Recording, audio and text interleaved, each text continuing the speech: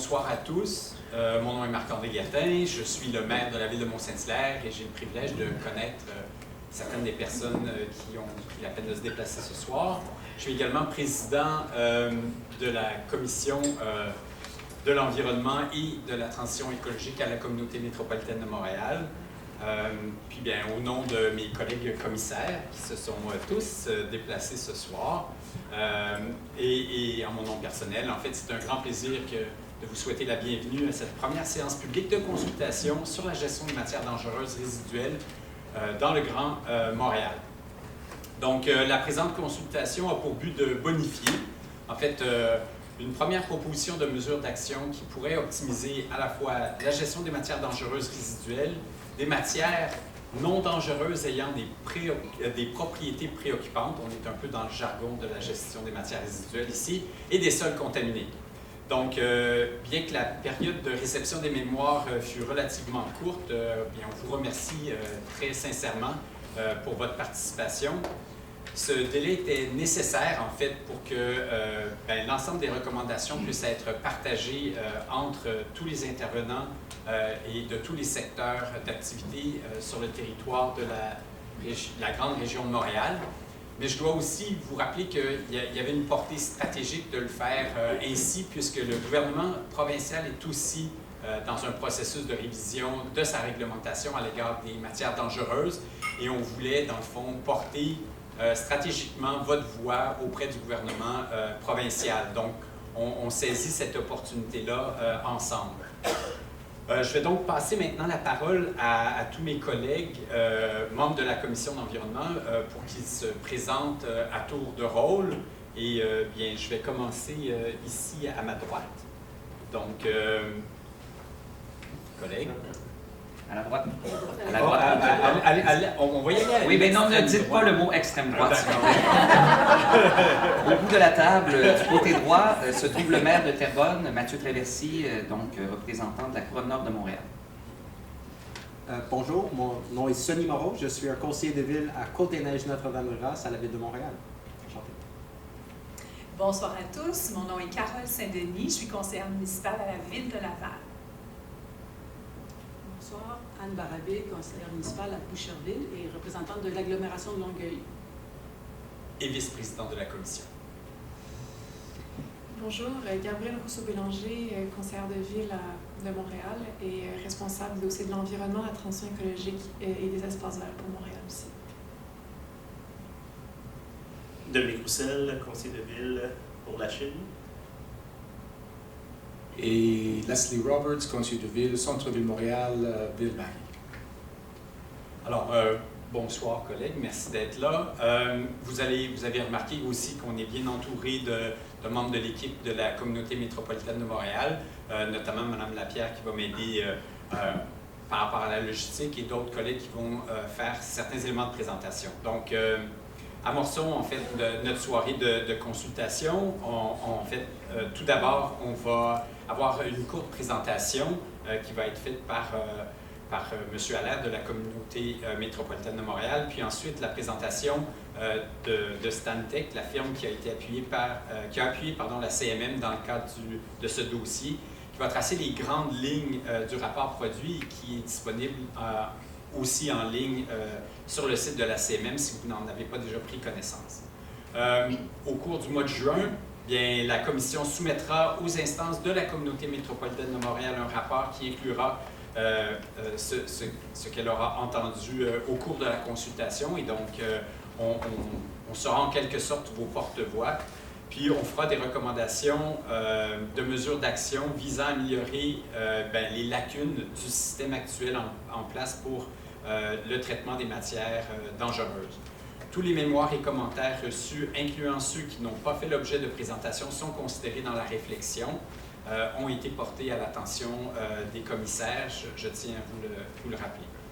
2 autres séances de consultation publique sont prévues les 7 et 19 mai prochains afin de permettre à celles et ceux qui ont déposé des mémoires de les présenter publiquement.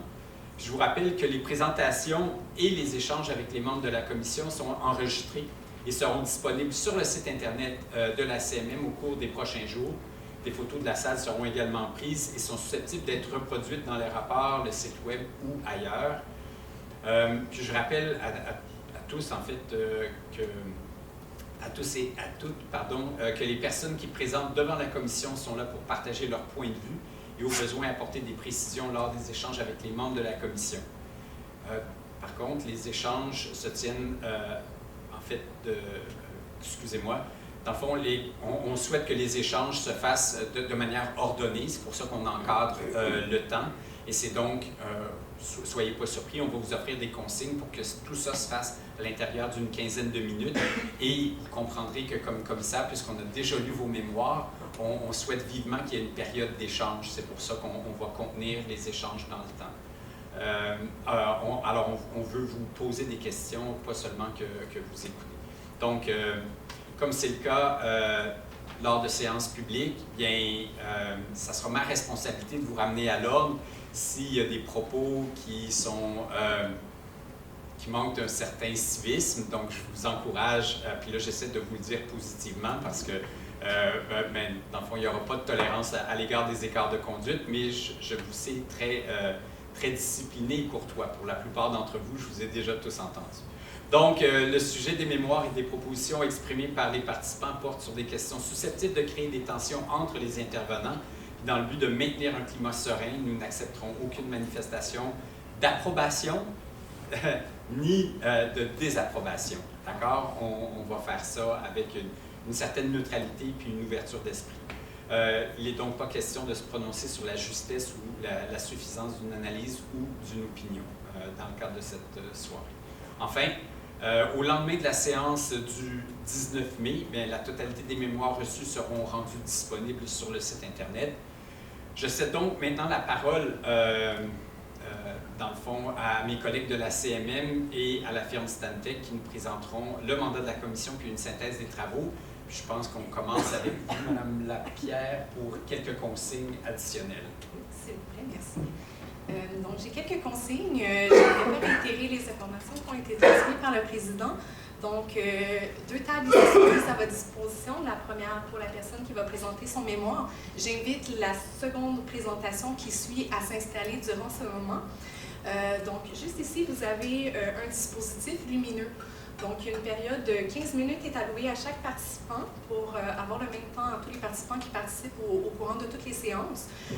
Donc, à laquelle nous vous demandons de conclure à partir de 10 minutes pour laisser justement une période d'échange avec les commissaires par la suite, s'ils ont des questions dans le cadre de votre présentation. À cet effet-là, votre dispositif lumineux vous affiche le temps, mais dès que la lumière tombe jaune devant vous, on vous invite à ce moment-là à conclure. Et en fait, aucune présentation PowerPoint ne peut être projetée durant le cadre de votre présentation. Je vous remercie encore pour votre participation.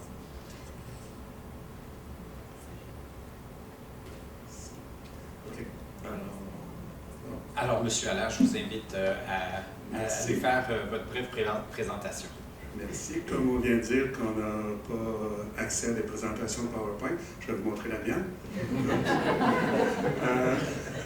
Alors, je veux vous faire ça court parce que c'est pas pour m'entendre moi qu'on est réunis ici aujourd'hui, mais c'est plutôt pour juste mettre un peu la table sur ce que c'est la communauté, en fait, parce qu'il y a peut-être des gens qui en ont peut-être même pas entendu parler, ou pas souvent.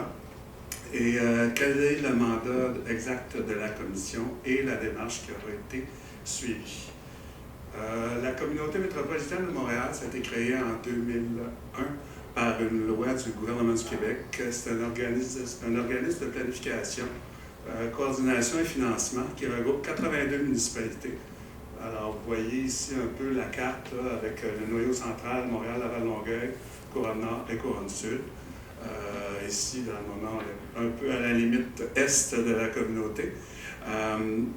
Le conseil de la communauté est formé de 28 élus, bon, évidemment les maires Montréal, Laval, Longueuil et plusieurs autres villes dans les couronnes. Ça regroupe 4,3 millions de personnes, soit la moitié de la population du Québec, et c'est un territoire de plus de 4000 km². Le mandat, le Conseil de la communauté a donné le mandat à la Commission de l'environnement de proposer une stratégie, un plan d'action qui vise à réduire les impacts négatifs sur l'environnement et la santé de la gestion des matières dangereuses résiduelles dans le Grand Montréal. Alors, c'est un vaste mandat et c'est pour ça qu'on est ici ce soir et les autres soirs pour vous entendre là-dessus. Sur quoi c'est basé ce mandat-là par rapport aux compétences de la communauté? En fait, c'est la loi ça découle de 3 axes principaux, dont 3 axes, dont un principal étant la loi sur l'aménagement et l'urbanisme, qui porte un article qui demande aux organisations municipales de s'assurer de la prévention et de la réduction des risques des nuisances susceptibles d'affecter la santé et la sécurité des personnes et des biens. Donc, en plus de ça, la communauté s'occupe particulièrement de l'assainissement des eaux, soit par un règlement sur les rejets aux égouts et les rejets à l'atmosphère pour l'agglomération de Montréal. Qu'est-ce que la démarche au complet comprend? Bien, premièrement, il y a eu un mandat qui a été accordé à la firme Stantec, dont les représentants sont ici, vont faire aussi une courte présentation, qui est pour faire une espèce de portrait de situation parce que les données sont très nombreuses et très dispersées et très difficiles à regrouper et pour soit en tirer des tendances, des conclusions, etc. Donc, on les a mandatés et vont vous présenter le fruit de leur travail. Ensuite de ça, on voulait dresser un peu la liste des enjeux parce que, bon, on dit, bon, c'est dangereux, c'est ci, mais qu'est-ce que c'est en fait là, quand les impacts là, sur l'environnement et la santé d'entreprises qui traitent, qui valorisent, qui entreposent ou qui éliminent des déchets de ce type-là. Et aussi, bien, proposer des stratégies d'atténuation et de réduction des impacts, surtout parce qu'il ne faut pas oublier qu'on est toujours en milieu très urbanisé. Donc, il y a beaucoup de personnes, il y a beaucoup d'entreprises, il y a toutes sortes de... Il y a une grande cohabitation là, entre plusieurs types d'intervenants. La démarche, en fait, mais il y a eu toutes les activités de préparation, évidemment, de logistique et de calendrier et compagnie. Il y a eu aussi la période d'appel de mémoire, la période où on a lu les mémoires, la période où on les traite, on les analyse. Cette période-là est passée. Là, nous sommes à l'étape des séances publiques où les gens viennent présenter leur mémoire. Donc, outre ce soir, comme M. le Président l'a annoncé, il y en aura une autre le 7 mai, demain à Blainville, et le 19 mai au bureau de la communauté à Montréal.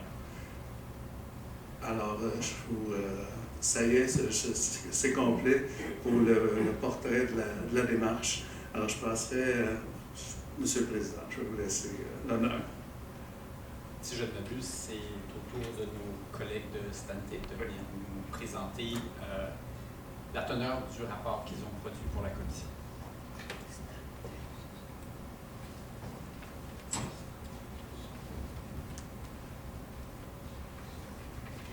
Bonsoir. Moi, c'est Natacha Mercier-Aubin. Je suis chargée de projet en environnement pour Stantec. Donc, je suis ici pour vous présenter brièvement le travail qu'on a fait en amont. Donc, le travail, c'était le portrait, l'analyse et l'atténuation des impacts de la gestion des matières dangereuses résiduelles sur le territoire de la CMM.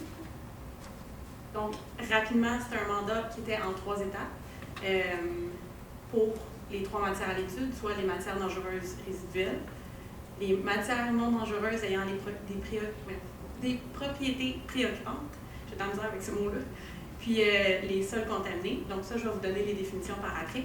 On avait un mandat en 3 étapes. La première étape, c'était de faire un portrait, donc le cadre réglementaire, c'est quoi les installations actives, inactives sur le territoire, comparer les cadres réglementaires dans les différentes provinces au Canada, puis faire une revue de littérature sur les différentes technologies disponibles pour les 3 matières. L'objectif du mandat, c'était vraiment le respect de la hiérarchie des 3 RV, donc réduction, réutilisation, recyclage et valorisation, puis de réduire les impacts sur la santé, l'environnement, des installations d'entreposage, de traitement, d'élimination des matières. Les sources d'information, on a fait des demandes d'accès à l'information au gouvernement. On a pris aussi, dans le fond, la réglementation, puis les études qui étaient disponibles sur le BAP, puis différents documents d'agences environnementales de divers pays. Donc, la première définition, ça va être les matières dangereuses résiduelles. Donc, qu'est-ce qu'une MDR? Une matière dangereuse, c'est une matière qui représente un danger pour la santé ou l'environnement en étant explosive, gazeuse, inflammable, toxique, radioactive, corrosive, comburante ou lixivienne. Puis, dans le fond, une MDR, c'est une matière qui est dangereuse, qui est mise au rebut, non utilisée selon l'utilisation initiale, périmée ou spécifiquement mentionnée dans la liste établie par le règlement. Rapidement, les principaux règlements, je ne vous les nommerai pas tous, mais il y a des règlements autant au niveau de la CMM, il y a des règlements au niveau provincial, puis au niveau fédéral. Ensuite, qu'est-ce qu'une MNDPP? Il n'y a pas de définition réglementaire pour les MNDPP, c'est vraiment un terme qui a été utilisé spécifiquement dans le cadre de l'autorisation qui avait été émise à Stablex. Donc, pour le mandat, on a encadré un peu c'était quoi la définition. Donc, on a pris l'amiante, sauf celui qui était contenu dans les sols, les bouts de lin d'origine municipale, celles qui sont d'origine industrielle, ils tombaient dans la catégorie des MDR, puis les centres d'incinérateurs municipaux d'ordures ménagères et d'eau. Encore là, on a les principaux règlements. Il y a beaucoup de règlements d'une matière à l'autre qui s'entrecoupent. Ensuite, qu'est-ce qu'un sol contaminé? Donc, on a pris la définition du guide d'intervention. Fait que dans le fond, c'est un sol dont les concentrations d'un ou plusieurs contaminants sont supérieures au critère C. Puis après ça, il y a différents niveaux en fonction des concentrations de contaminants. Puis encore là, c'est les principaux règlements. C'est sûr que je ne ferai pas la liste ce soir, on est à temps limité. Mais c'était juste au moins pour pouvoir vous donner une idée qu'il y a quand même de la réglementation pour les 3 types de matières. Puis, à partir, dans le fond, de toute l'étude qui a été faite, on a fait un plan d'action. Je vous donnerai pas tout le plan d'action, mais je vais vous donner aujourd'hui les 4 grandes orientations qu'on avait, les orientations clés du plan d'action qu'on a monté. Donc, la première, c'est un changement au niveau des autorisations ministérielles puis de la législation. La deuxième, c'est des mises en place de mesures dissuasives pour détourner justement les 3 matières de l'enfouissement. Ensuite, le renforcement des synergies possibles entre les différents acteurs, donc acteurs institutionnels, municipaux, industriels. Une augmentation de soutien pour la mise en place des technologies de traitement ou de valorisation. Puis, le développement de stratégies de transition durable, justement, pour pouvoir passer de l'enfouissement vers le traitement des diverses matières. Donc, c'est un bref résumé de la démarche. Donc, merci. Merci à vous. Alors, on serait déjà rendu à l'étape des présentations. Alors, je constate que une représentante du Comité d'action citoyenne est déjà présente. Alors, sans plus tarder, c'est vous qui brisez la glace. Oui. Merci d'être là ce soir. On vous écoute. Bonsoir. Merci, mesdames et messieurs les commissaires, d'avoir offert cette opportunité. Vraiment, c'est très apprécié. Sans rentrer dans le détail, je pense que vous comprendrez pourquoi. Alors, bonsoir à toutes et à tous ici présents dans la salle. Le Comité Action citoyenne après Norwood tient à sincèrement remercier la CVMM et la Commission de l'environnement et de la transition écologique pour cette consultation et pour l'attention portée aux mémoires déposées. Le mémoire que je vous présente aujourd'hui repose sur une idée simple et structurante. L'eau fonctionne comme un système connecté dans son ensemble, de son début à sa fin. Les contaminants présents dans les sols, qu'ils soient d'origine naturelle ou liés aux activités humaines, ne restent pas en place. Lors de précipitations de travaux ou de perturbations de sol, ils peuvent être mobilisés, transportés et se retrouver dans les cours d'eau. Ce transport se fait notamment par les matières en suspension. À l'échelle de bassin versant, différentes sources contribuent et se combinent et interagissent. La CMM est située au cœur de 2 bassins versants principaux, dont quelques-uns qui sont secondaires. Je pense que c'est à être pris en compte. Les cadres actuels permettent d'évaluer certains risques, notamment à partir des données localisées et des paramètres précis.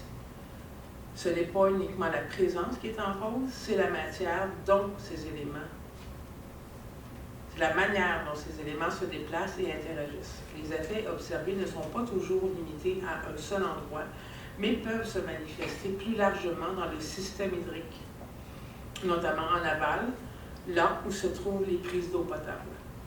Chaque site est unique, doit être pris en compte en lui-même, tout en restant lié à l'ensemble du système.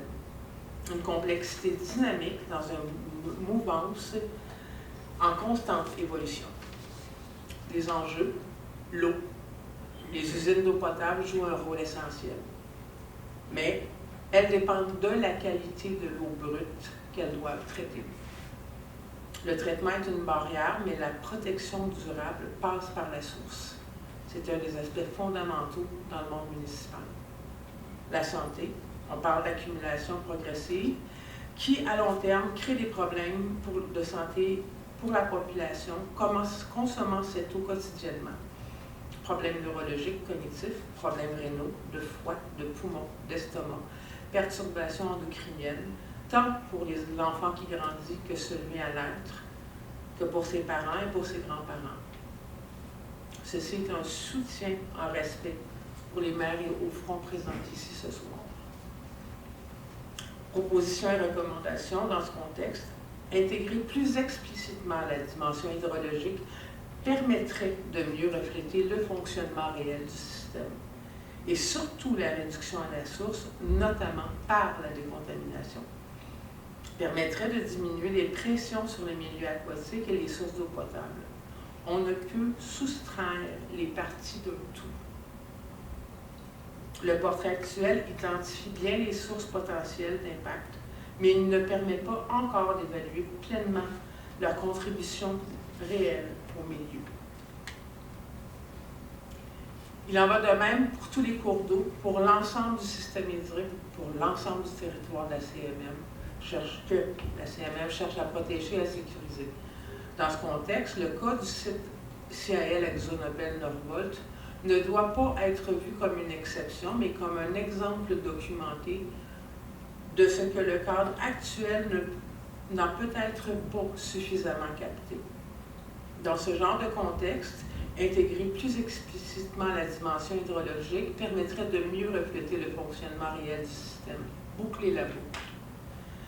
La réduction à la source, notamment par la décontamination, permettrait de diminuer les pressions sur les milieux aquatiques et les sources d'eau potable. Ce mémoire ne remet pas en question le cadre existant. Il se veut complémentaire dans la prise en compte des paramètres de la réalité d'un système hydrique. Hydrologie, système hydrique pris en compte, décontamination priorisée, dangers et risques pour la santé diminués, coûts financiers globaux diminués. Avant de conclure, je vais me permettre de citer 2 scientifiques qui ont éclairé la compréhension des enjeux dans la rédaction de ce mémoire, inspirés par le cadre pair, par l'opportunité offerte par la CMM et par les précieux humains qui, dans et autour du cœur du Comité Action citoyenne après Norvolt, dans la mouvance qui nous réunit tous ici ce soir, finalement, l'eau. Je cite. Les effets de mélange peuvent se produire même lorsque les substances individuelles sont présentes en dessous de leur seuil d'effet. Kortenkamp, 2009. Comme dans une société. Rien ne se perd, rien ne se crée. Antoine Lavoisier. Comme dans une société. Lorsque l'on considère le système dans son ensemble, il devient difficile d'isoler complètement ses composantes sans perdre une partie de la réalité. L'eau ne travaille pas en silo. L'eau relie les territoires entre eux. Les bassins versants ne sont pas des systèmes isolés, mais des systèmes en interaction. Je vais me permettre de clore avec ceci, car l'humain, dans son art, c'est souvent mieux faire. La source, Gilles Vigneault, 1996. La source qui fait le ruisseau n'en demande pas son salaire. La source qui fait le ruisseau, la source ne vend pas son eau. La source entre les cailloux, les ruisseaux et la rivière, qui donne à boire aux lièvres, aux loups, ne leur demande rien du tout. C'est ainsi que tu m'arrives, c'est ainsi que j'arrive à toi. La rivière qui va rêvant d'avoir sur son dos plein de navires. Comme le fleuve au loin devant, la rivière coule en rêvant. Le fleuve accueille les poissons et la marée et les épaves, les oiseaux et les vents qui sont les capitaines de ces saisons. C'est ainsi que tu m'arrives, c'est ainsi que j'arrive à toi. Et la mer met son grain de sel et ses berceaux et ses tempêtes. Comme une abeille fait son miel de tout ce qui tombe du ciel. Écume, embrun, brumes et brouillards, c'est de vous que ma source est faite. Écume, embrun, brumes et brouillards, et vos nuages fuyants. Et c'est ainsi que tu m'arrives, et c'est ainsi que j'arrive à toi. La source qui fait le ruisseau n'en demande pas son salaire. La source qui fait mon ruisseau, ma source ne vend pas son eau. Et c'est ainsi que tout arrive. Et c'est ainsi que je meurs en toi. Et c'est ainsi que tout m'arrive. Et c'est ainsi que j'espère en moi.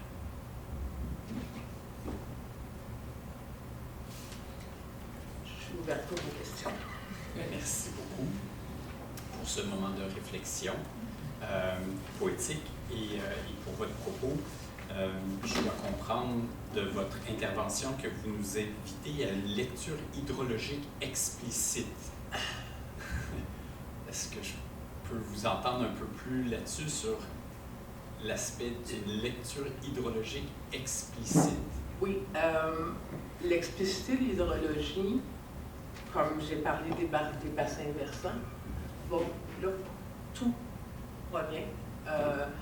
J'ai remarqué sur la liste que vous avez, qui faisait partie des documents en consultation, qu'il y a des sites manquants. Alors, les écoulements sont là. On ne peut pas les nier. Est-ce qu'on les regarde suffisamment? C'est là que moi, j'ai vraiment une interrogation. Oui, j'ai plus axé sur la couronne sud, dans l'ensemble de la rivière, mais je ne pouvais pas faire autrement que de me rendre compte au nord aussi. C'est ça, je considère qu'il n'y a vraiment pas assez d'accentuation dans ce que j'ai pu lire. Je n'ai pas lu le rapport complet de Stantec. J'y avais pas accès. Je n'ai pas pu demander l'accès via la loi de l'accès à l'information. Mais ce que j'ai regardé, ce que j'ai constaté dans la localisation avec tous les sites, puis la décontamination in situ dont on parle, est-ce qu'on a vraiment vérifié les impacts dans l'hydrologie qui amène l'eau aux sources d'eau potable? Je me pose la question. Est-ce que ça a été fait adéquatement? Je n'ai pas pu le constater. Merci. Juste avant de passer la parole peut-être à de mes collègues, je tiens juste à rappeler que le rapport de Stantec est disponible en totalité, si jamais vous n'aviez qu'à vouloir en prendre connaissance. Est-ce que quelqu'un aimerait peut-être... oui, Madame Saint-Denis, pardon. Oui. Merci pour votre présentation et pour votre travail, parce que je crois comprendre que vous êtes quand même beaucoup de bénévoles, donc c'est une implication importante, donc c'est apprécié que vous preniez le temps de travailler sur ce sujet-là et de venir nous présenter. À la page 17 de votre rapport, vous faites une recommandation avec un indicateur qui mentionne la classification des sites selon leur niveau de connectivité hydrique. Oui. Est-ce que vous avez des critères opérationnels, justement, un petit peu plus précis pour définir cette classification-là de connectivité au niveau de l'échelle métropolitaine? Là, on parle de la couronne sud. La recommandation, le cas avec le point 5.1, Le 5.1.1. OK. Ben, c'est juste à l'échelle de la CMM de la métropole. Oui, parce que ça le dit, le ruissellement, les lien avec les nappes et les rivières, dans la contribution vers l'eau potable, encore là, ben, est-ce que la prise en compte de ce qui est déjà présent a été faite suffisamment profondément pour qu'on ait un portrait vraiment clair qui va vous permettre de prendre des décisions et de retourner vers le gouvernement dans ce qui est physiquement présent. Et comme j'ai mentionné, Monsieur le Président, je ne l'ai pas vu dans la lecture que j'ai pu faire, jusqu'où j'ai pu me rendre. Il n'y a pas de rapport de Stantec, je n'ai pas pu y avoir accès. C'est des détails qui étaient peut-être manquants pour moi, mais je suis obligée de constater, forte de l'expérience que nous, on a vécu localement. Puis le terrain, l'ancien terrain de Ciel à Xonobel est un grand exemple, justement, de est-ce qu'on a assez approfondi ce qui est déjà présent pour en connaître les effets sur le système hydrique. Puis c'est un exemple des entreprises sur le site desquelles il y a des matières qu'on peut juger dangereuses. Est-ce qu'on est allé assez à fond? Je vous remercie. Je crois que M. Moreau, vous vouliez peut-être poser à votre tour une question. Oui. Merci encore pour votre présence, vos contributions, votre diligence. Je pense que le rapport est bien fait et je pense que vous relevez plusieurs questions qui vont nous aider à faire notre rapport. Tant mieux. Mais la question, je voulais juste, qui devrait réaliser les suivis que vous suggérez? C'est un peu là le point. Je pense que les regards jetés sur ce qui est, on ne peut pas retirer une partie d'un tout, doivent être faits à multiples niveaux. Vous êtes le monde municipal qui, ultimement, avez la responsabilité de l'eau potable que nous, on va voir en tant que citoyens. On n'en sort pas. On ne retire pas une partie de son tout. Votre tout part quand même du fédéral. J'en ai fait référence dans le mémoire. Le point de départ, c'est le fédéral. Après, c'est le provincial. Après, c'est le municipal. Puis après ça, c'est l'usine. Puis après ça, c'est nous autres. Je pense que tous les acteurs vont devoir prendre en compte, parce qu'un des points auxquels j'ai fait référence, puis moi, ça m'achale depuis longtemps, c'est l'effet cocktail qui n'est pas pris en compte. Je suis parfaitement consciente que rendu dans le tuyau, à la prise d'eau, dans la rivière ou dans le fleuve, il y a trop d'éléments qui ne sont pas considérés sur leurs effets par rapport à la qualité de l'eau potable. Dans le mémoire, je parle des HAP, parce que oui, c'est une des substances qui est dangereuse. Il y en a beaucoup de HAP. C'est pas suffisamment regardé et c'est suffisant scientifiquement que les traitements actuels des usines d'eau ne les retirent pas tous.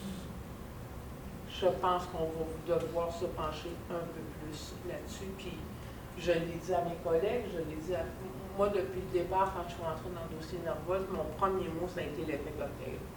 Je suis une enfant, pas de la CIEL, mais qui a grandi là-dedans. Puis j'ai l'historique de tout ce que ça a causé dans une population de problématiques. Oui, on veut revitaliser les sols obliques qu'on veut remettre pour le pavage des routes. Tout ça, je suis consciente de ça, mais il y a une dangerosité à tasser des morceaux de tout. Pas d'appareil tasser. Je vois ça simplement comme ça. Je vous remercie beaucoup. Votre propos était très, très clair, puis vos réponses aussi. Je vous remercie. Puis regardez, vous avez, dans le fond, donné le ton pour la soirée, puisque vous avez terminé à 15 minutes pile poil. Donc, je vous remercie d'avoir donné l'exemple comme ça. Merci à vous. Alors, bonne soirée. J'espère juste avoir pu porter un éclairage dont vous aviez besoin pour un point de vue citoyen. C'est sans équivoque. Je vous remercie. Merci. Je veux juste souligner que nous avons remis un dossier tout à l'heure avec des cartes où on voit les systèmes hydriques, justement, du terrain de Norvold. Puis, ben, ça démontre bien l'eau, les contaminants partent de où, puis ils vont à la rivière comment. Alors, je vous encourage à regarder l'attention des commissaires et des analyses de CMM. Je vous remercie. Une image vaut mille mots. Merci. Bonsoir. Merci à vous. Alors, passons maintenant aux représentants de Maire au Front, Rive-Sud. Et je vous invite à vous adresser la parole, peut-être en commençant par vous nommer pour les bénéfices de tous. Oui, bonjour, merci de nous recevoir. Moi, c'est Sylvie Quentin et Hélène Reeves de Mer-au-Front-Rive-Sud. Pour les personnes qui ne connaîtraient peut-être pas Mer-au-Front, on est un mouvement de mères, grands-mères et alliés qui sont préoccupés pour l'avenir des enfants à cause des crises climatiques et environnementales et qui ont décidé de prendre action dans ce contexte-là. C'est pour ça qu'on dit qu'on est au front. Nous, ce qu'on veut, c'est la protection de l'environnement pour la protection des enfants. C'est le futur des enfants qui nous préoccupe grandement. Et ce qu'on demande à tous les paliers de gouvernement, c'est que toutes les décisions soient prises en tenant compte de l'impact sur l'environnement et sur la santé. Donc, c'est le mouvement général. Et la CMN, notamment, a une chaise des générations comme celle que vous nous invitez à avoir lorsqu'on prend nos décisions. C'est ça, dans les conseils municipaux et à différents niveaux. Donc, on aimerait bien qu'il y en ait une à l'Assemblée nationale, mais on n'a pas réussi encore. C'est un autre sujet. Donc ici, je vais juste mentionner quelques points. Et notre mémoire est vraiment basée sur notre expérience avec la saga Northvolt. On a passé beaucoup de temps et d'énergie dans ce dossier-là. Donc, c'est ça. Pour nous, Northvolt, c'est l'exemple parfait de ce qu'il ne faut pas faire. C'est l'exemple parfait qu'on ne veut pas que le développement du Québec se développe de cette façon-là. Donc, c'est là-dessus notre mémoire. Dans le fond, c'était bien connu que le site où Northvolt devait s'implanter était un site très contaminé par la CIL qui était là avant. Malgré qu'il y avait eu une décontamination partielle, il y avait encore beaucoup de contaminants. C'était aussi très connu que parce qu'il y avait les boisés, parce qu'il y avait les arbres, les contaminants restaient en place puis ça minimisait l'écoulement vers la rivière. Mais on dirait que ça, les décideurs qui ont décidé d'amener Northvolt là ne savaient pas. Parce qu'eux, ils ont dit « Ah, ça nous prend un terrain, ça prend beaucoup d'eau, on va être une nouvelle place. » Puis ils n'ont pas pensé à ça du tout. Et c'est ça. Ici, comme Lucie disait tantôt, on parle de contaminants comme les HAP, de l'arsenic, du cadmium, donc des contaminants qui ont problématiques pour la santé et des risques cancérigènes. Et on parle aussi que ça s'écoule vers la rivière, qui est la source d'eau potable de plusieurs citoyens. Puis en plus, pour un projet gros comme ça, c'était présenté comme le plus gros projet au Québec, il aurait dû avoir un BAP. C'est évident pour à peu près tout le monde, mais ça aurait permis de vraiment comprendre les enjeux, de comprendre entre autres les niveaux d'écoulement vers la rivière, que les experts puissent se positionner et que la population puisse en parler, parce que la population a aussi une perspective importante là-dedans. Mais le gouvernement a décidé de ne pas avoir de BAP, de contourner, d'exenter Northvolt, et que toutes les autorisations se faisaient à la pièce, par petites parties, par des autorisations ministérielles, donc discutées seulement entre le ministère de l'Environnement et Northvolt. Un système très opaque. Le résultat, les contaminants se sont ramassés dans la rivière. On le sait parce qu'on a eu accès à certains rapports de vérification, les journalistes en ont parlé, et dans le rapport du Comité Action citoyenne, vous avez beaucoup de détails sur les contaminants qui ont été mesurés et qui sont rendus dans la rivière. Tout ça, c'était prévisible, ça aurait pu être prévenu si les processus réglementaires pour protéger l'environnement n'avaient pas été escamotés. Puis, bon, au bout du compte, c'est la population qui est inquiète, c'est la population qui a subi les conséquences, puis nous aussi, on est très inquiets. En plus, je dirais très récemment, on a appris que le ministère de l'Environnement a décidé de diminuer sa surveillance de l'eau. Donc, pourtant, l'eau, tout le monde sait que c'est essentiel. Qu'est-ce que tout ça, cette expérience-là, ça nous dit en termes de gestion des matières dangereuses résiduelles? Bien, pour nous, notre conclusion, c'est que quand il y a un sol qui est contaminé, qui est protégé par des boisés, par des arbres, par des forêts, par des milieux humides, la meilleure façon de gérer les contaminants, c'est de les laisser là, c'est de prévenir. C'est de dire, avant, on va éviter d'exploiter le terrain pour être sûr que les contaminants ne s'en iront pas dans l'eau et dans tout ça. Ça, c'est notre première recommandation. Puis notre deuxième recommandation, c'est quand il est question d'exploiter sur un terrain qui est contaminé, bien, il devrait y avoir un BAP. Il ne devrait pas y avoir de façon de contourner un BAP. Il devrait y avoir un BAP tout le temps. Fait que ça, c'est notre deuxième recommandation. Puis, je rajouterai un petit peu sur ce que le Comité Action citoyenne a dit. Dans ces considérations-là, s'il y a un BAP, il faut vraiment que le côté hydrologique soit considéré, que l'impact sur l'eau soit vraiment considéré. Ce n'est pas seulement les contaminants qui sont sur place, mais c'est comment ils vont se ramasser, comment ils vont s'écouler, qui doit être considéré aussi. Et l'impact sur la santé. Dans notre saga Northvolt, on a fait un autre point dans le rapport sur le défi d'avoir des informations. Je ne rentrerai pas dans le détail, j'en ai mis quand même plusieurs dans le rapport, mais nous, notre position, Maire-au-Front, Rive-Sud, puis Maire-au-Front en général, on se dit qu'il faut qu'on comprenne comme il faut pour pouvoir prendre une position. Mais dans ce cas-là, on avait des bâtons dans les roues par-dessus les bâtons dans les roues. C'est comme si le ministère nous considérait comme l'ennemi, au lieu d'être la population qui devrait desservir. Et pour nous, la population a vraiment droit à plus de transparence puis d'ouverture quand la santé de ses enfants, la santé des générations futures est en jeu en particulier. Donc vraiment, il faut améliorer ça. Tantôt, j'écoutais la présentation, ça parlait de synergie entre les acteurs. Mais c'est difficile d'avoir de la synergie quand tu passes ton temps à te débattre pour essayer d'avoir de l'information. Donc ça, c'est vraiment amélioré. Puis nous, à la fin de cette saga-là, bon, là, ils ont fait faillite, tout ça, mais on s'est dit, bon, on espérait, on croyait que le gouvernement allait apprendre de tout ça. Mais là, ce qu'on se rend compte, c'est que tout ça est en train de se répéter avec le port de Contrecœur. Dans le fond, quand on regarde ça, c'est une situation qui est quand même très semblable. On a un terrain qui est identifié dans les règlements de Contrecœur comme contaminé par des métaux lourds et différents produits, qui est protégé par des arbres centenaires, dont peut-être 13 000 à peu près vont être coupés. C'est proche d'une source d'eau importante, le fleuve, qui est aussi une source d'eau potable pour la population. C'est l'habitat de l'espèce menacée, le chevalier cuivré. C'est des travaux qui ont débuté en ne respectant pas les règlements municipaux et un plan de réhabilitation de la loi sur la qualité de l'environnement nécessaire pour les sols contaminés. Le comité des transports de la Chambre des communes a dit qu'il faudrait se conformer au règlement, mais ça, il n'y a pas beaucoup de transparence, la population est inquiète. Donc, tout ça pour dire que le cauchemar est en train de se répéter, puis ça nous préoccupe grandement. Le dernier petit point que je voudrais faire, qui est un point quand même vraiment important, quand on parle de gestion des matières dangereuses résiduelles, nous, on a l'impression, on n'est pas des experts, mais on a l'impression qu'on est dans un cercle vicieux. On a des compagnies, des industries qui sont fortes, qui sont importantes en termes de gestion des MDR. Donc, les industries, quand ils s'installent, ils n'ont pas besoin de trop réfléchir et de trop prévenir. Ils savent qu'ils ont une porte de sortie. Ils vont pouvoir envoyer les déchets dangereux dans ces usines-là séparées qui s'occupent des matières dangereuses. Donc, au lieu d'avoir un système où on essaie de réduire puis de vraiment diminuer à la source, la porte de sortie est là, donc on ne s'en occupera pas. On ne fera pas trop attention.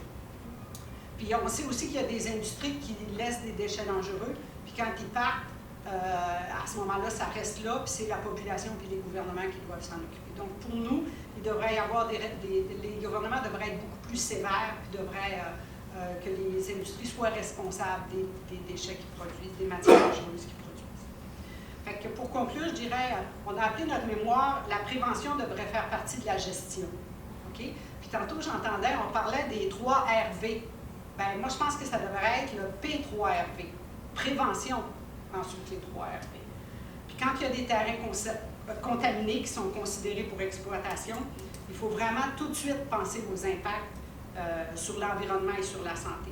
Il faut cesser de penser qu'on peut exploiter puis on s'occupera des déchets après. Il faut renverser la vapeur, il faut renverser cette façon de penser-là. Il faut prévenir. Puis, si jamais il y a une décision que oui, on veut considérer l'exploitation, comme on disait tantôt, il faut qu'il y ait un BAP absolument. Il ne faut pas que les décisions soient prises avec des exemptions pour essayer de contourner les règlements. Pour le port de Contrecœur, il n'est pas trop tard pour éviter que ça devienne un autre Northvolt. Parce qu'on peut exiger encore que les lois environnementales du Québec puis tous les processus soient respectés par le port de Montréal. C'est ça qu'on suggère. Puis je finirai juste en vous disant 2 autres titres que j'avais pensé pour la mémoire. J'avais pensé « Mieux vaut prévenir que guérir » ou « La prévention a bien meilleur goût ». C'est vraiment la prévention que j'aimerais laisser dans votre esprit à la fin. Merci beaucoup. Merci à vous. Merci pour votre propos qui a été encore une fois très concis, très compréhensible. J'aurais le goût de céder peut-être la parole immédiatement à de mes collègues qui voudraient possiblement vous poser une question. Oui, Mme Barabé? Merci beaucoup. C'est vrai qu'on dirait que l'histoire va se répéter. Alors, je comprends votre inquiétude. Vous parlez de transparence. On sait que c'est parfois compliqué d'avoir accès aux informations et tout. Selon vous, quelles informations seraient vraiment, devraient absolument être transmises au public dans un projet, peut-être pas tout, on voit qu'il y a une certaine réticence à les faire connaître, mais qu'est-ce qui pourrait faire en sorte que les gens soient moins inquiets, soient confiants, qu'il y ait une confiance qui s'installe, pour dire, OK, on va avancer avec ce projet-là parce qu'on connaît les données. Ce serait quoi les informations qu'il faudrait absolument transmettre au public? C'est difficile à dire spécifiquement, mais clairement, d'être plus ouvert à discuter et à répondre aux questions. Donc, si on a des questions, des préoccupations, j'essaie de penser à un exemple de choses qu'on demandait, nous autres, dans le cas de Northvolt. C'est comme toutes les évaluations qu'ils faisaient eux autres à l'interne, mais ça, c'était disponible après coup, puis c'était un jargon incroyable. Fait qu'il faut que ça soit expliqué comme il faut aux citoyens. C'est ça, ils mettent des milliers de pages. Là. La première autorisation, c'était 2000 pages sur le site web. Là. Puis même pas de table des matières, même pas de rien. Fait que quand tu regardes ça, tu dis... Fait que juste de rendre les informations accessibles, de faire en sorte que ça soit bien expliqué. Puis probablement répondre aux questions. Rien que répondre aux questions, ça serait déjà un gros avantage. Le ministère de l'Environnement nous disait que sur le site web, c'était la première fois que sur leur site web, il y avait une page dédiée à un projet. Mais encore là, l'information était pas très, très accessible. Moi, je dirais que c'est pas normal que dans le cas du port de Contrecœur, on ne savait pas qu'il y avait des terrains contaminés, identifiés dans les règlements de la ville. Il doit y avoir une façon pour que ça soit impératif. Et là, moi, je pense que dans le cas du port de Contrecœur, c'est un cas type très intéressant pour vous, la communauté métropolitaine de Montréal, parce que là, c'est une façon pour vous, les villes, de faire respecter vos règlements par une société fédérale. Et c'est extrêmement important. Ça a déjà été dit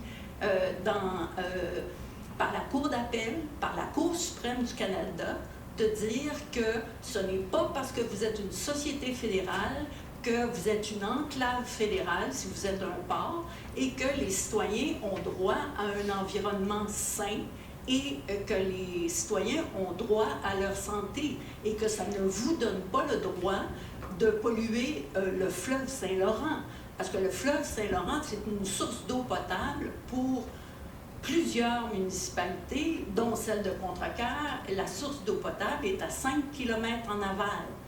Donc là, il n'y a pas d'excuse pour ça. Et je pense que toutes les municipalités, puis on l'a dit à Contrecœur, on est allé au conseil municipal, puis on a dit c'est un cas type, il faut que l'union des municipalités se tienne debout, et vous aussi, la communauté métropolitaine de Montréal, et exige que le fédéral respecte les règlements municipaux. Ça n'a pas de bon sens. Auriez-vous l'obligeance de nous transmettre les jurisprudences auxquelles vous faites référence pour dire que les municipalités... Oui, tout à fait. Ça a été dit dans le cas du port de Québec. C'est une cause qui est assez connue là, à la Cour d'appel. Et ce que ça dit, justement, ça dit que l'article 20 de la loi sur le Québec, la loi sur la qualité de l'environnement doit s'appliquer. Parce que, évidemment, les citoyens ont droit à un environnement sain, mais ça a été dit beaucoup dans plusieurs arrêts aussi. Je vous remercie. Je vais juste laisser le soin peut-être à de mes collègues. Oui, donc, M. Traversy, je vous vous invite à peut-être poser votre question. Merci beaucoup, Monsieur le Président. Tout d'abord, saluer l'engagement de Mères au front qui est très active sur la Rive-Sud. Je tiens à vous rassurer que sur la Rive-Nord aussi également, je les ai à chacun de mes conseils municipaux et nous avons également une chaise des générations à la ville de Terrebonne. Écoutez, j'ai lu votre rapport et votre mémoire. Vous avez d'excellentes recommandations. Il y en a une en particulier qui m'a allumé, c'est la recommandation J à la page 10 de votre mémoire concernant la création d'un fonds de réhabilitation environnementale qui viserait à essayer donc de nettoyer les sites contaminés durant les moments où des litiges peuvent avoir lieu avec certains industriels ou propriétaires de terrain. Je voulais savoir qu'est-ce qui vous avait inspiré dans cette recommandation. Est-ce que c'est un fonds qui existe quelque part ailleurs au Canada ou dans le monde, ou est-ce que c'est des lois que l'Assemblée nationale ont déjà passées dans d'autres secteurs du développement économique, je pense aux mines notamment, qui doivent avoir des obligations pour réhabiliter les terrains à la fin de leur exploitation avec certaines normes. Est-ce qu'il y a un élément qui vous a inspiré sur cette recommandation de fonds qui me semble assez intéressante? Tout en étant bref, pardon, parce que le temps est... Le temps est fini. Je dirais qu'il n'y a pas nécessairement un élément particulier. On a une personne dans notre groupe qui a travaillé beaucoup dans ce domaine-là. Et donc, ça vient de elle, cette recommandation-là aussi. Donc, je ne sais pas le détail de ce qui l'a inspiré, mais c'était en voyant aussi un article récemment dans les journaux là, qui parlait de problématiques dans ce sens-là. On se disait, mais je pense que dans le secteur des mines, effectivement, il y a des fonds de ce type-là. Et on pense que ça serait une bonne pratique. Je vous remercie. Merci pour la question. Donc, bonne suite d'audience. Merci beaucoup. Et alors, puis, juste la façon dont on peut vous envoyer... Oui, OK. Merci. Merci bien. Alors, place maintenant la ville de Contrecœur. Alors, pour le bénéfice de nous tous, si vous aviez l'obligeance de vous présenter puis de nous faire part de vos préoccupations. Bien sûr, Thierry Larrivée, je suis directeur général de la ville de Contrecœur. Félicitations pour votre travail et ça va être colossal de mettre ensemble toutes les opinions que vous allez entendre. Nous, on va être un petit peu moins dans le technique et le scientifique, disons, plus au niveau des principes généraux. Donc, je vais me permettre de commencer de façon très directe. Ce qui est en jeu ici, ce n'est pas uniquement la gestion des matières dangereuses, c'est la capacité de nos collectivités à décider ce qui est acceptable ou non pour leur territoire. Donc, la ville de Contrecœur a déposé un mémoire, dont vous avez pris le temps de consulter. Je ne reprendrai pas l'ensemble de son contenu aujourd'hui. J'aimerais plutôt prendre le temps de mettre en relief certains éléments qui, à notre avis, doivent absolument guider la suite de vos travaux. 2 éléments particuliers: le rôle décisionnel des municipalités et l'acceptabilité sociale. Je vais me permettre d'ajouter une 3e dimension qui traverse les 2 premières, c'est-à-dire la question de la cohérence territoriale. Donc, d'abord, un constat de départ, les activités liées aux matières dangereuses, le traitement, la valorisation, le transport, entreposage, etc., génèrent des impacts qui sont profondément locaux. Ce ne sont pas des impacts qui sont abstraits non plus. On parle de risques industriels, même s'ils sont faibles en probabilité, mais élevés en conséquence. On parle de qualité de l'air, d'odeur, de perception de risque également. On parle aussi de proximité avec des quartiers résidentiels, des écoles, des milieux naturels. Ce sont des réalités vécues sur le terrain au quotidien par les citoyens et ce sont des réalités auxquelles les municipalités doivent répondre concrètement. En parallèle de ça, les décisions structurantes concernant ces projets-là ne sont pas toujours prises à ce niveau-là. Au niveau local, elles s'inscrivent dans des processus plus larges, souvent gouvernementaux. Les municipalités ont un rôle, mais un rôle qui demeure dans les faits limité. Il y a donc un décalage. Un décalage entre les impacts qui sont locaux et les leviers décisionnels qui ne le sont pas. Ce décalage, à notre avis, doit être corrigé. Les municipalités ne sont pas un acteur parmi tant d'autres dans ces dossiers. Elles sont responsables de l'aménagement du territoire, elles sont responsables de la sécurité civile, elles sont responsables de la gestion des nuisances et elles sont surtout responsables devant leurs citoyens. Quand un projet soulève des inquiétudes, ce n'est pas vers un ministère que les citoyens se tournent en premier, c'est vers leur municipalité. Dans ce contexte, il devient difficile de soutenir que les municipalités devraient se limiter à un rôle consultatif. Donc, la position de la ville de Contrecœur est claire, elle est constante.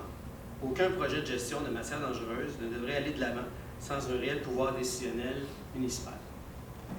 Concrètement, ça signifie 3 choses. D'abord, que les autorisations gouvernementales devraient être conditionnelles aux autorisations municipales. Ensuite, que les municipalités doivent pouvoir imposer des conditions adaptées à leur réalité, que ce soit en matière d'aménagement, de sécurité, de gestion des nuisances ou de suivi. Et enfin, que dans certains cas, elles doivent pouvoir refuser un projet lorsque les conditions ne sont pas réunies.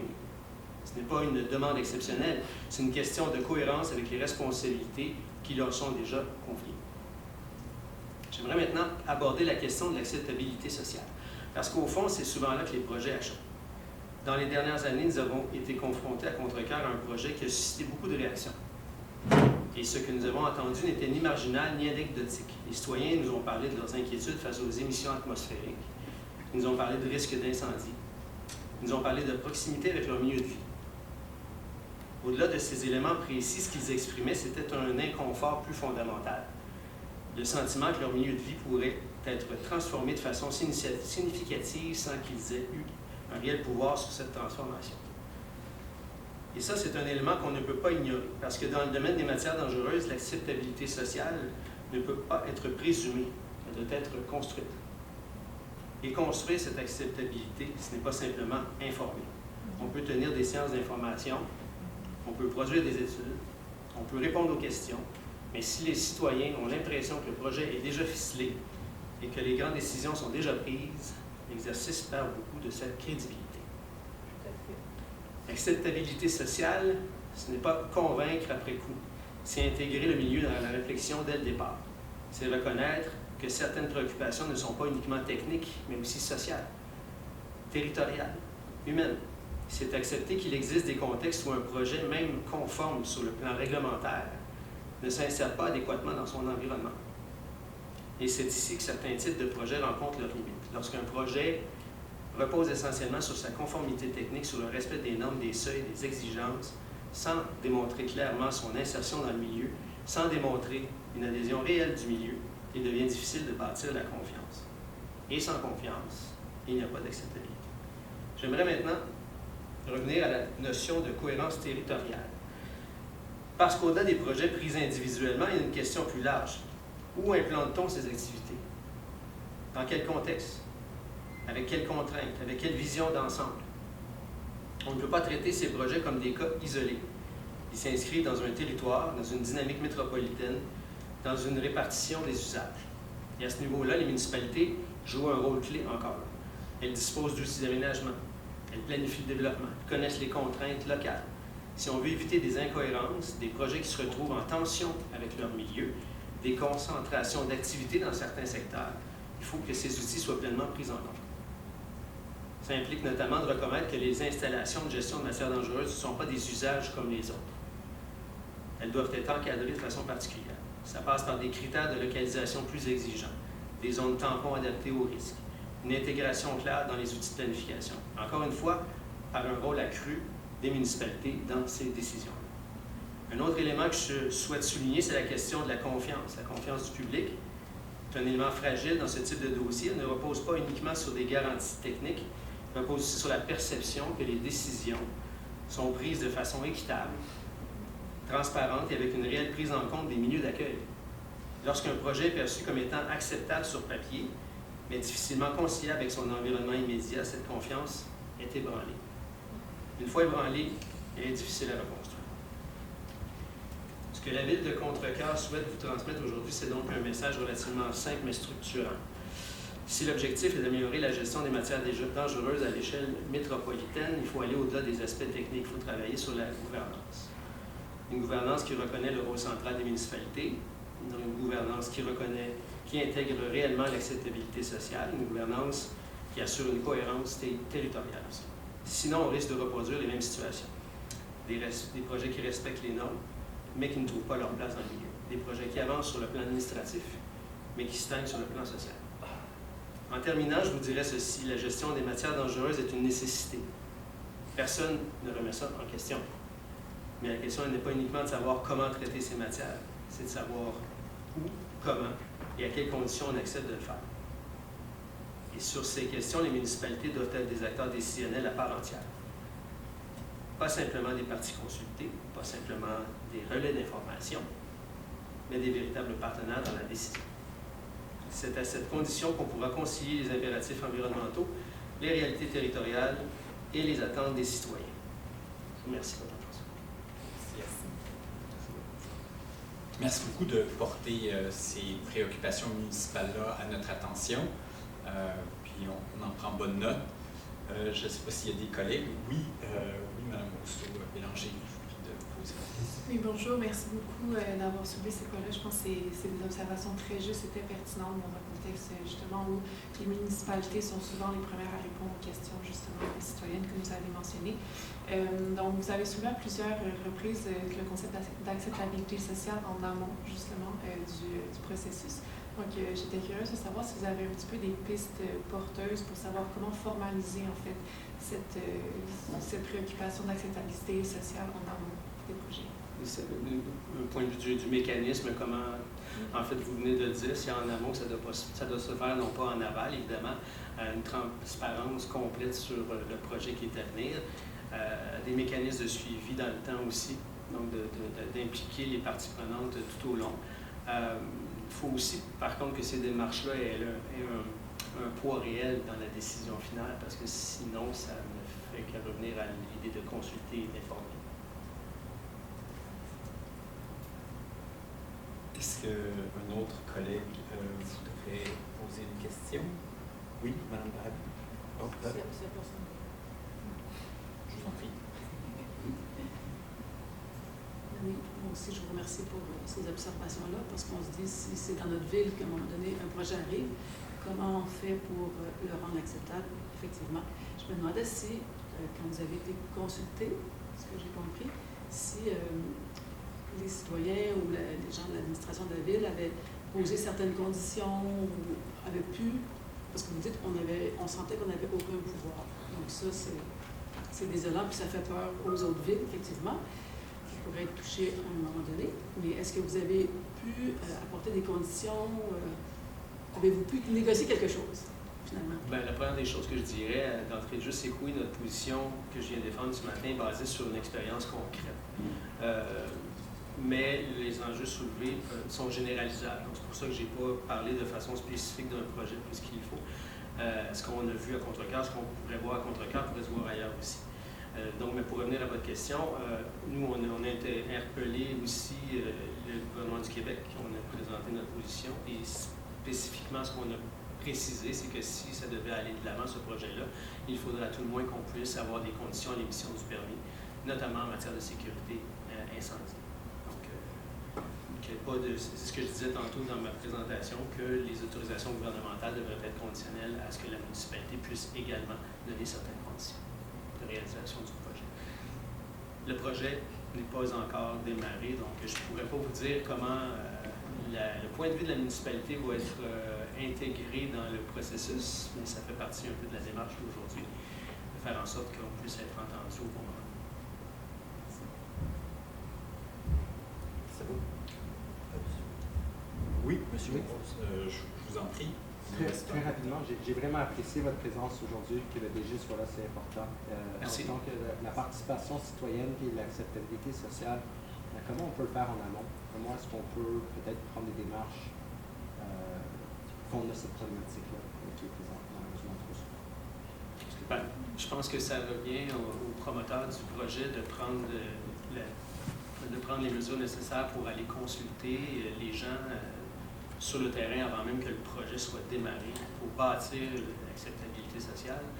On parle souvent d'acceptabilité sociale comme étant plus de l'acceptation du projet, non pas de le rendre. On ne veut pas rendre un projet acceptable, on veut que le projet, on ne veut pas faire accepter un projet, on veut que le projet soit acceptable. On connaît un peu la nuance entre les deux, et pour ça, ça prend du temps. Ce que de plus en plus les gens comprennent que ça prend du temps pour bien faire un projet, pour faire en sorte que ce projet-là soit réalisé, réalisable, faisable. L'idée, c'est pas de bloquer des projets. Au contraire, en faisant des démarches en amont, on va faire en sorte que le projet soit acceptable par la population, puis il va être réalisable plutôt que de se buter à des problématiques plus tard et des levées de boucliers. Merci beaucoup. Oui, une dernière question, rapidement. Ouais. Au niveau de Trial environnemental, est-ce qu'il y a eu des irritants à travailler avec eux ou au niveau de la municipalité? Bon, là-dessus, je tiens à préciser qu'on a toujours eu une bonne discussion avec eux, des bonnes discussions avec cette entreprise-là.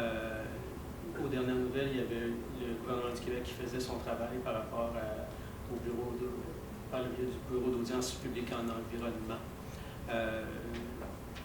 Le bureau d'audience publique a émis ses recommandations. Il ne recommande pas le projet, mais ça ne sous-entend pas. Ça ne veut pas dire nécessairement que le projet n'ira pas de l'avant, parce qu'on sait que c'est le ministre qui a le pouvoir final de décider si ou non le projet va de l'avant.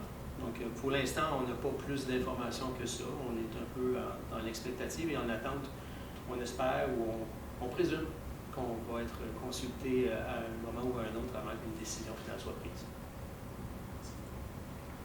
Merci encore de vous être déplacé. Merci d'avoir aussi soumis votre mémoire à la commission. C'est vraiment apprécié. Vous êtes un digne représentant du monde municipal. C'est une instance municipale comme la nôtre. C'est vraiment apprécié. Donc, je vous souhaite une belle soirée. On va tout de suite passer à la présentation de Nortex Environnement. Donc, 1 minute. Bien essayé, c'est ça. Merci. Bonjour, Jean-Christian Brisson, Nortex Environnement, directeur de développement des affaires. Bon, je vais changer ma stratégie. Je vais y aller comme ça aujourd'hui. D'abord, bravo pour les mémoires. C'est très touchant. J'approuve, Nortex approuve aussi tous les discours que vous avez mentionnés. Vous avez touché beaucoup de cordes, l'eau, l'air, le sol. Pour vous faire une histoire courte, à l'âge de 14 ans, j'ai pris un choix entre l'art et l'environnement. Donc, j'ai fait j'ai Saguenay-Saint-Jean, j'ai étudié en environnement, en protection de l'environnement, je suis un technicien. Ça fait 26 ans que je traite des sols, sans nommer les compagnies, mais sur l'île de Montréal, quand je suis parti du Saguenay, j'étais arrivé en 2000 à Montréal pour les centres de traitement de sol. J'ai fait toutes les raffineries, tous les centres de traitement de sol. Je connais bien la ville de Montréal, je connais bien les enjeux au niveau des sols contaminés. Naturellement, bon, je vais vous parler plus des sols contaminés, c'est ça ma spécialité. J'ai arrêté de compter après 1 million de tonnes de sols contaminés que j'ai traités personnellement comme technicien et non pas comme gestionnaire. C'est un peu nouveau dans ma carrière être gestionnaire. Fait que vous comprendrez un peu mon franc-parler, disons. Mais j'ai une longue expérience de terrain, donc je comprends la réalité, je comprends aussi les appels d'offres, je comprends les technologies environnementales beaucoup parce que je les ai essayées. J'ai pu être à même de constater ces technologies. Depuis aujourd'hui, bon, dans mes moments, on a tissé large au nom de Nortex. Je tiens à souligner Marie-Josée Lamotte qui a aimé ça être avec nous aujourd'hui et qui a pu être là, fondatrice, présidente de Nortex Environnement. Je me suis joint à Nortex depuis seulement 6 mois. Puis vous allez comprendre un peu pourquoi, parce que justement, l'environnement, ça ne peut pas se résumer entre une seule technologie, ni non plus une seule chose à faire. Il y a plus de 70 000 produits chimiques qu'on a inventés. On est loin de la tribu aborigène. On a beaucoup de faux besoins qu'on s'est inventés et qui créent des matières dangereuses, qui créent un paquet de produits chimiques. J'appelle ça des faux besoins, mais aujourd'hui, mon but, c'est pas de faire un procès de l'humanité, pas que j'aimerais bien le faire, mais ça, c'est une autre histoire. Je vais revenir aux outils technologiques de traitement de sol, naturellement, parce que je pense que la communauté urbaine de Montréal aurait avantage à mieux comprendre les outils qu'ils pourraient utiliser. Un des principaux outils, je pense, technologiques, c'est l'analyse de risque. Comme disait tantôt, je ne me souviens plus de son nom, mais peu importe. C'est que, exemple, si les arbres soutiennent les métaux dans les sols, puis il n'y a pas d'impact sur les métaux, bien pourquoi aller enlever les métaux et les transporter pendant 800 km? Il n'y a pas de logique. Il n'y a pas de logique. Donc, l'analyse de risque, pour nous, Nortex, même si on n'en fait pas, mais on prône l'analyse de risque. C'est intelligent. C'est quelque chose qu'on devrait toujours faire en premier. Après ça, l'environnement, il faut le voir comme un coffre à outils qu'on a dans notre garage, c'est-à-dire il y a des outils pour réparer des choses. Donc, il faut prendre le bon outil pour le bon usage. Donc, c'est pas vrai qu'on peut prendre le même outil pour tout. Un peu comme à l'hôpital, finalement, un centre de traitement de sol, c'est comme un hôpital. On ne peut pas donner une aspirine pour toutes les personnes qui ont une maladie différente. Donc, il faut agir intelligemment. Les appels d'offres, souvent, ne reflètent pas tout à fait ça. C'est que, maintenant, je suis médecin, moi, je reçois un diagnostic de l'infirmière, je me dis, OK, mais là, elle me suggère ça, mais c'est comme si je n'avais pas le choix de prendre ça. Mais en réalité, les appels d'offres devraient être beaucoup plus larges sur les types de technologies. Offrir une option d'analyse de risque, offrir une option de valorisation sur place, de traitement de matériaux sur place. On connaît la biopile, pour nommer cet exemple-là, mais il y a d'autres technologies mondialement qui ont été faites. Une de ces technologies-là, c'est le lavage par extraction des métaux, comme Nortex. Je veux dire, il y a un seul centre à Contrecœur qui a beaucoup trop de demandes pour pour la capacité, vous comprenez? Je veux dire, des centres comme ça pour traiter des métaux plus grands qu'RESC, c'est les seuls qu'on a. Fait que je pense qu'au Québec, on devrait se doter de plus de centres comme ça. Je ne fais pas la promotion de Nortec, seulement je parle au nom de tous, c'est-à-dire l'analyse de risque, que ce soit d'autres compagnies qui le font, ou la biopile.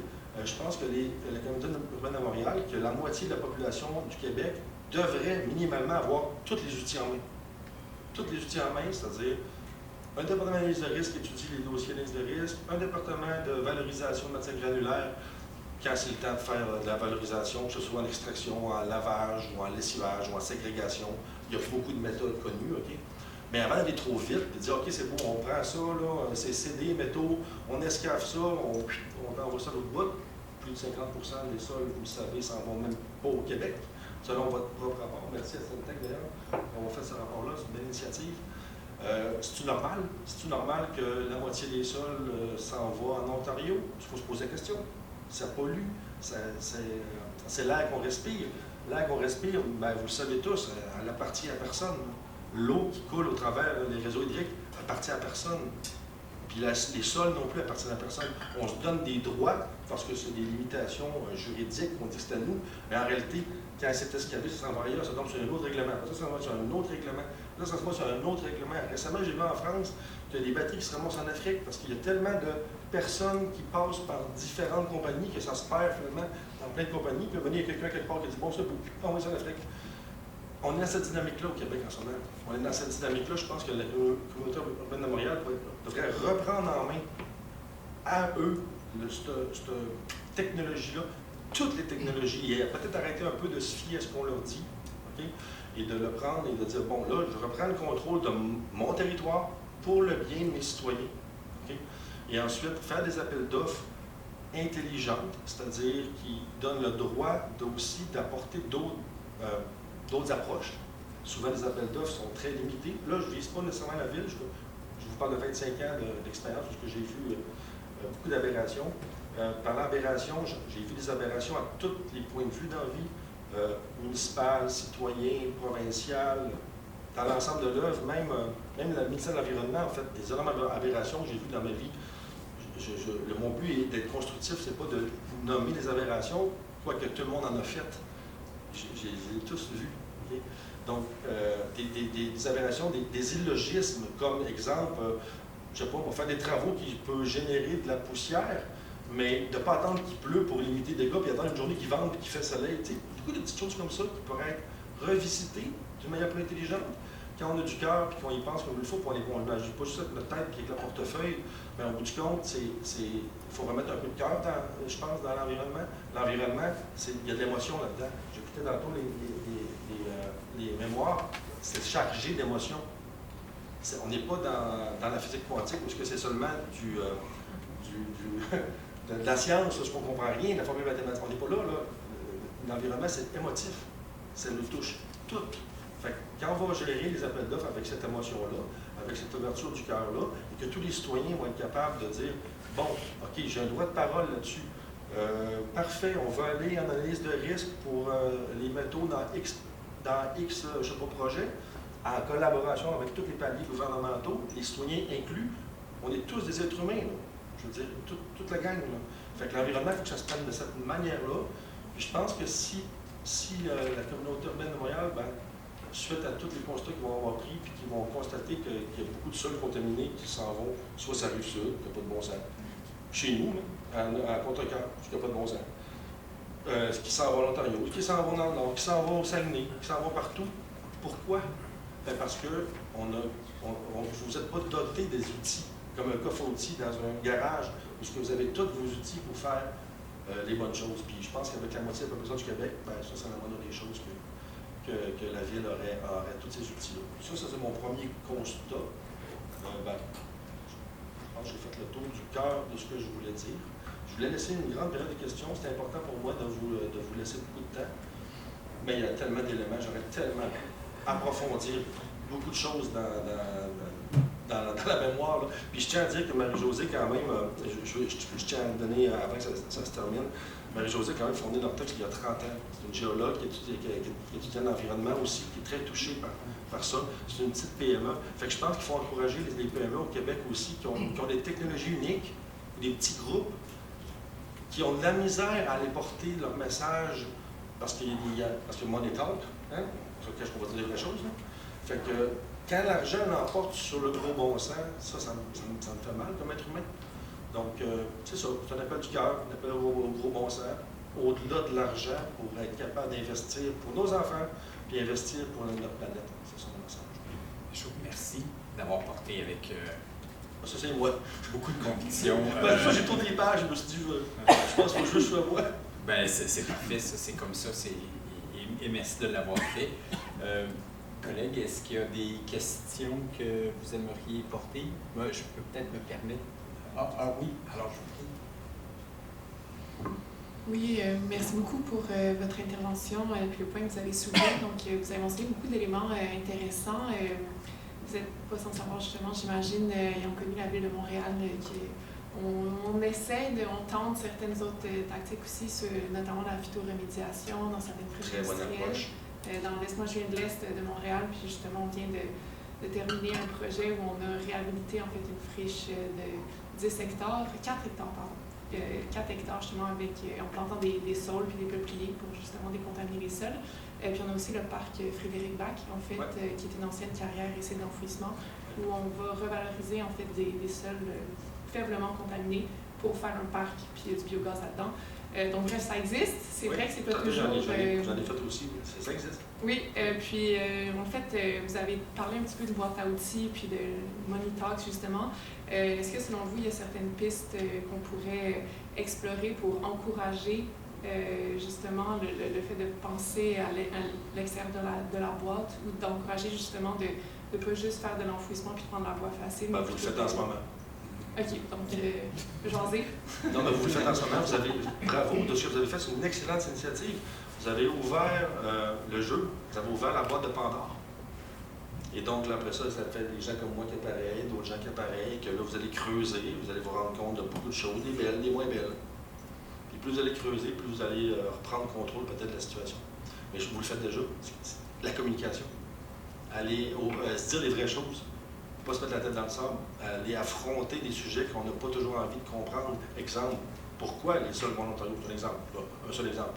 Pourquoi on laisse des sols, pourquoi on n'échantillonne pas les pesticides dans le contrôle à l'entrée? Il y a tellement de choses à dire. On peut faire parler des choses comme on veut. Là, dans les sols, il y en a permis, on regarde les HAP, on regarde les BTEX, on regarde les HP, mais on regarde pas les pesticides, pas les insecticides.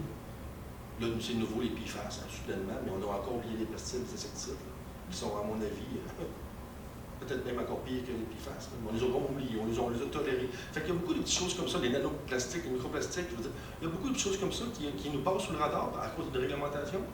Fait que je pense que le fait que vous faites ça aujourd'hui va vous amener à des réponses. Vous le faites déjà.